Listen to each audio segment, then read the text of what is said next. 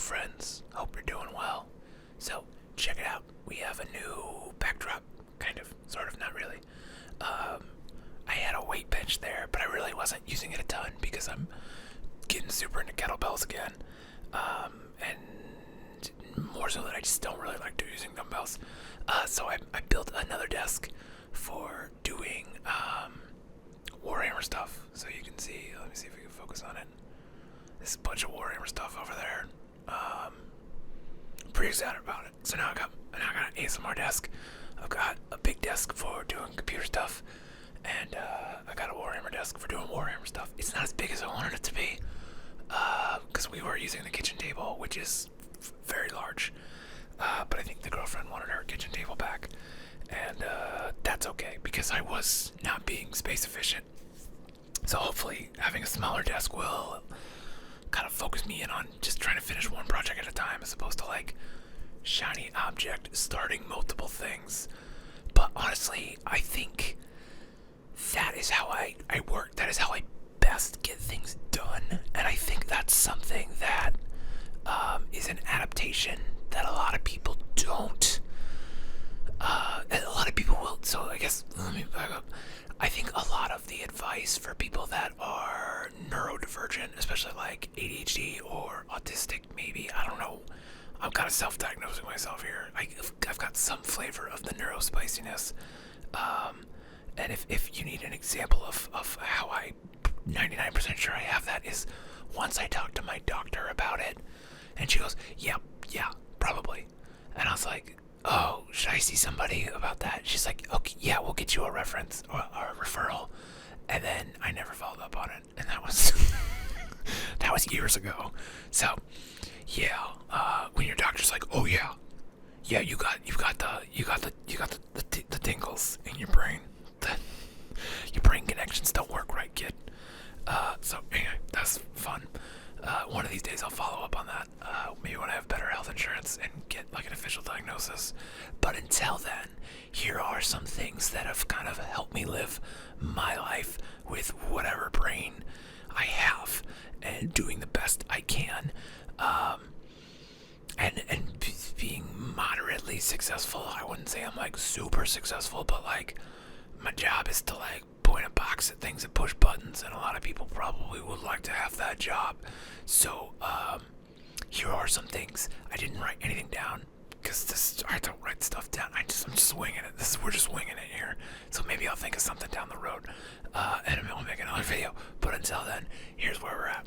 So I think the number one thing I can recommend anybody do is to always to be spinning plates, because when you're spinning plates, and this is like throwing it in the face of common sense and like traditional advice is like don't do too many things at once. I think being able to hop between things keeps me interested in all of the things, because like nothing, if I get bored like building some orcs, I could switch over and I could start working on terrain instead. If I get bored of editing photos, I can come over here and make a YouTube video. And so I think having a lot of different projects at once that you can kind of bounce to keeps you from getting onto this device that gives you psychic damage. I heard that the other day and I was like, yeah, this device causes psychic damage to you every time it's in your hands. It's not good. Get it the hell away from you. Like, throw your phone in the river. Ken Mode has a song called that, and I love that title. But like, along with that, now here is the very important caveat to that. You need to have battle stations. Like, they need to be a space or a time, if that makes more sense for certain things, that you can go to and your stuff is just ready. Like, you need to have your Warhammer space, and you need to have your ASMR desk, and you need to have your work desk with your Godzilla painting above it. And you have to, if you don't have the stuff set up, that barrier to entry of like, I gotta get stuff out of the closet, it's not happening. You're not doing it. Like, it needs to be on the desk. It needs to be ready to go. Your tools gotta be there. It doesn't have to be organized. It just has to make sense to you.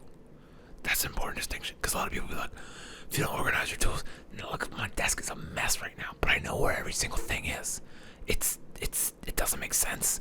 But if someone's like, where's this? I could be like, check on the right hand side in the bottom left corner. And like that, those directions don't make any sense, but like that's where the thing is. So that's the biggest two I could give you would be to have a lot of different things happening at once that are not really related, and then have a space specifically for them to do the thing where you can just get up and go.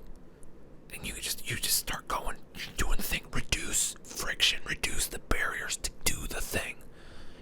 And if that means like you are wearing the same running clothes every night, at least you're working out. Like think about that. Like establish the habit and then improve upon it. Okay, so don't think you have to come at it with 110%. Which there's another like sub tip is to first establish a habit and then make it better. Like do the most half-assed version of it. If you're trying to be like more hygienic, like if you brush your teeth for like 10 seconds a day, that's better than if you weren't brushing your teeth at all. Okay, that's a good start. Think about it like that. If you want to be saving money, like put a set amount of a very small, it could be $5, it could be $10, it could be $20, whatever you can afford comfortably, no sweat. Put that into your retirement account every Monday. Just be like, it's Monday, here's $10. Throw that in the IRA, throw that in an index fund, you're done. And over time, you could be like, okay, I'm a little more aware of it. The first Monday of the month, the first Monday after the paycheck, I'll put like a real amount in, but for now, I'll just keep doing the $10 every Monday. And then you start the habit, and then build on the habit and make the habit better. And that's another thing. One of the other pieces of advice that I have found incredibly helpful is to not eat the frog. So there's a popular productivity advice, which is eat the frog first thing in the morning, which means like do the difficult task, do the task that sucks. But here's the thing, if you're neurospicy, then you are not gonna want to do that. And instead of like get the thing done, get that like, yeah, let's go, I can crush the world, like, you're not gonna get that. You're gonna be putting that off because all you see is like the pain of the big evil gross task. So don't do that. Instead, think of like easy, small, manageable wins. Something you could knock out in 30 seconds, and then something you could knock out in 30 more seconds, and then something you knock out in like a minute, 2 minutes, and you start building that momentum. And once you have that momentum going, then you find that frog and you kick that fucker in the teeth, right? That's because if you especially like if you're no spicy, like the thing you don't want to do is gonna like blockade your day, and like until I get this thing done. Don't put that off. Do put that off, but don't do the thing in the morning. Don't do the thing first thing. Like sometimes you can do it, but most of the time, you're not gonna do it. So instead, build up to it. Find a path where you can like start to get some wins, start to get the momentum going, that dopamine dripping, and you can be like, I'm gonna punch a hole in the sun. I had an avocado with dinner, so now you go up spiced up. Let's go. Got the caffeine. Yeah, avocado. We tried to make avocados at home. They were not very good. We went to this like Italian restaurant to celebrate the first year of my production company that me and my friend started, and me and my girlfriend got avocados, and we're like, yeah, these are amazing. Like, oh, we gotta figure out what we're doing wrong at home. It's probably because we have like crappy coffee, but like whatever. Because we're just using Folgers in the espresso machine. But we have an espresso machine. Establish the habit, make it better. Boom. See where we're going with that. And then this is probably the most important piece of advice that has worked wonders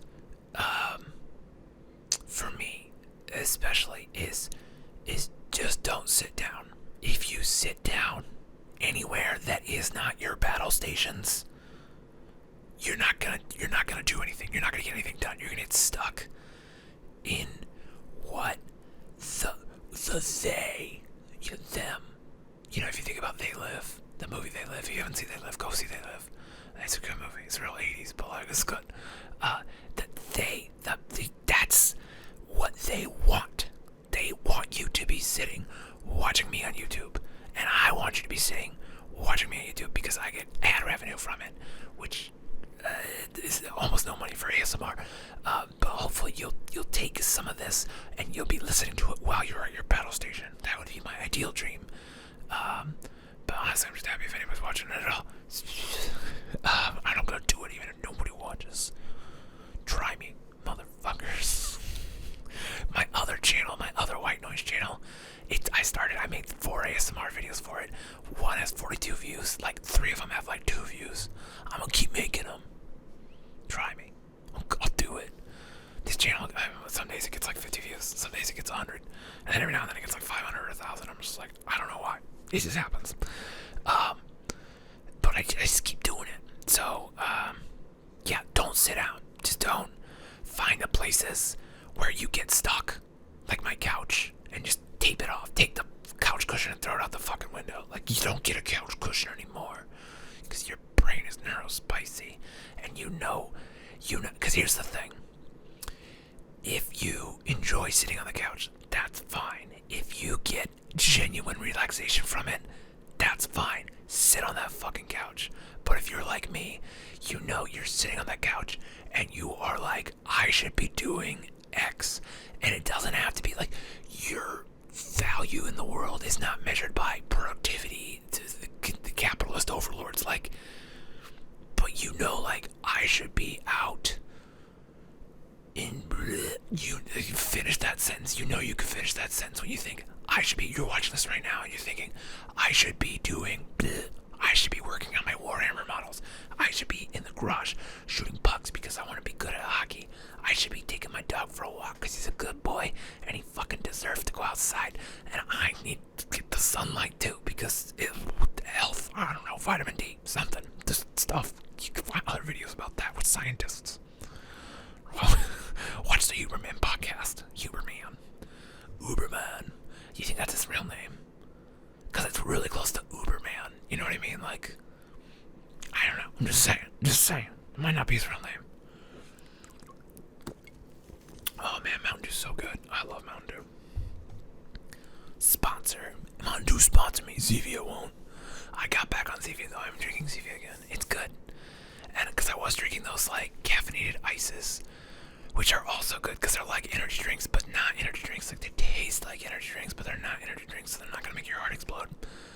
But then I realized I was drinking like 2 or 3 a day again, and I was like, this is just. So with Zevia, I just drink like 1 or 2 a day. They're cheaper, and it's even when I buy them, the most expensive place to buy them, it's still cheaper than the ices, and I'm drinking fewer of them. And it's not as addicting to the brain that like wants its go. I want energy drinks, like, not all the time, but like it comes. There's an addiction up there, even though it's been over a year since I've had one. Every now and then I'll see like a Red Bull, and I'm like, Daddy needs that, and so I've been, anyway, it's hard. It's so hard. I love energy drinks so much, which is why I can't have them, because they're gonna make my heart explode. Anyway, what was I fucking talking about? I don't remember. Because I've got ADHD. Because we're going down rabbit holes. I had a couple others. I just don't sit down is one. Like, don't put it down, put it away is like similar but different. It's just like, yourself, like, I take my coat off and I throw it down. Like, don't put it on the ground, put it away. Like, it takes the same amount of time to do that. And I had one other one, but I don't remember what it was because, of course, I didn't remember what it was. But yeah, so I had something else that was like a tangent that I was about to go on, and I got lost. So that's gone too. Anyway, yeah, those are my tips for ADHD survival. For productivity, for being your best self, maybe. I don't know. I haven't decided what video is gonna be, because I just sat down and pushed the record button and like we stumbled onto a thing, which is so often the case. Anyway, that's it for today's video. So I hope you're doing well, and if not, I hope that turns around for you real soon. Hopefully, some of these tips were new for you. They definitely don't originate with me. Like, I have definitely stolen all of them from other people. So yeah, hopefully this is something new that you've never heard before.